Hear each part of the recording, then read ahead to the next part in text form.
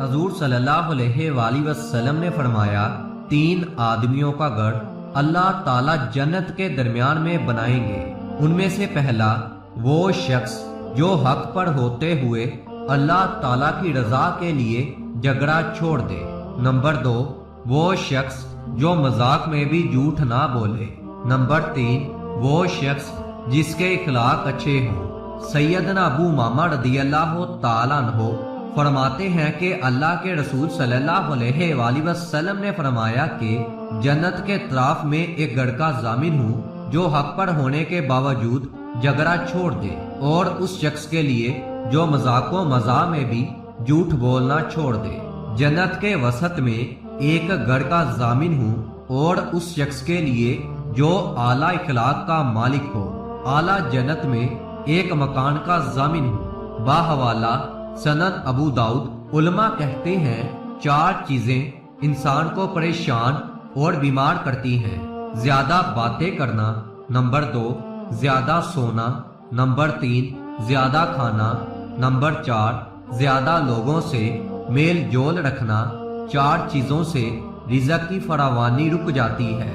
Number 1 صبح فجر سے طلوع آفتاب تک سونا، نمبر 2 نماز نہ پڑھنا یا پابندی سے نہ پڑھنا، نمبر 3 سستی کرنا، نمبر 4 کسی کو دھوکہ دینا۔ 4 چیزوں سے رزق بڑھا دیا جاتا ہے۔ نمبر 1 راتوں کو اٹھ کر عبادت کرنا، نمبر 2 بہت زیادہ اپنے گناہوں پر پیشمان ہونا، نمبر 3 مستقل خیرات کرنا، نمبر 4 ذکر کرنا، اللہ تبارک و تعالیٰ کو یاد کرنا۔ 4 چیزوں سے چہرے کی رونق ختم ہو جاتی ہے اور خوشیاں چلی جاتی ہیں۔ نمبر 1 جھوٹ بولنا، نمبر 2 عزت نہ کرنا یا کسی غلط چیز پر بھی اصرار کرنا، نمبر 3 بغیر معلومات اور بغیر جانتے ہوئے بحث کرنا، نمبر 4 کسی غلط چیز کو بے باکی سے کرنا۔ آقا دو جہاں صلی اللہ علیہ وآلہ وسلم نے ارشاد فرمایا کہ آپ جب بھی کھانا کھاؤ بھوک رکھ کر کھانا کھاؤ تاکہ آپ کی صحت برقرار رہے، آپ کسی بیماری میں مبتلا نہ ہو۔ زیادہ کھانے سے انسان بہت سی بیماریوں میں مبتلا ہو سکتا ہے۔ 4 چیزیں آپ کو ختم کر دیتی ہیں: نمبر 1 پریشانی، نمبر 2 غم، نمبر 3 بھوک، نمبر 4 دیر سے سونا۔ 4 چیزیں انسان کے چہرے کی رونق کو بڑھا دیتی ہیں، چہرہ روشن اور منور ہو جاتا ہے۔ پرہیزگاری، نمبر 2 وفاداری، نمبر 3 رحم دلی، نمبر 4 دوسروں کے بغیر کہے ان کی مدد کرنا۔ 4 چیزیں بد نصیبی کی پہچان ہے۔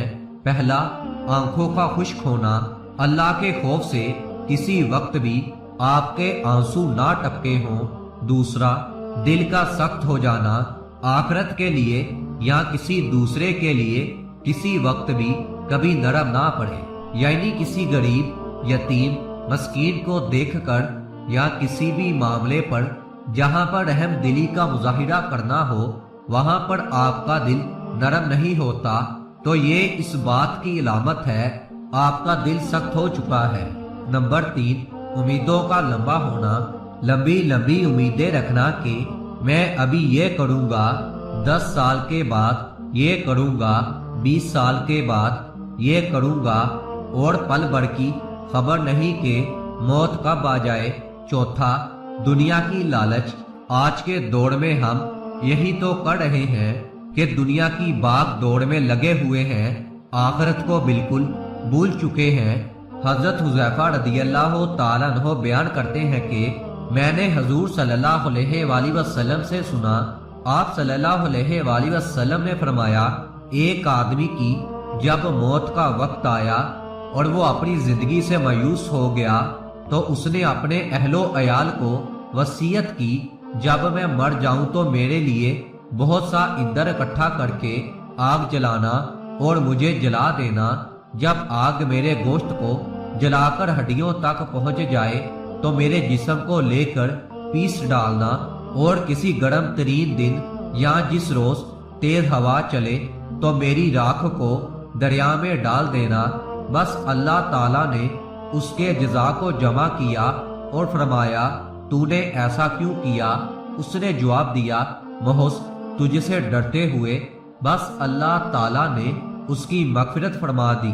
آپ صلی اللہ علیہ وآلہ وسلم نے فرمایا 3 لوگوں کی نہ نماز قبول ہوتی ہے نہ کوئی نیکی اوپر چڑھتی ہے۔ نمبر 1 بھاگے ہوئے غلام کی جب تک کہ وہ اپنے مولی کے پاس نہ آ جائے اور ان کے ہاتھ میں اپنا ہاتھ نہ دے دے۔ نمبر 2 ایسی عورت جس سے اس کا شوہر ناراض ہو۔ نمبر 3 اور مست شرابی کی جب تک کہ شراب کا اثر ختم نہ ہو جائے۔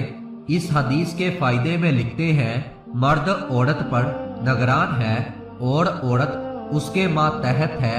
خدا کے بعد عورت کے لیے شوہر ہی والدین کے حق پر شوہر کا حق غالب ہو گیا ہے۔ حدیث نبوی صلی اللہ علیہ وآلہ وسلم میں ہے عورت کے لیے اس کا شوہر جنت یا جہنم ہے، کیونکہ اس کے حق کو ادا کر کے وہ جنت پا سکتی ہے۔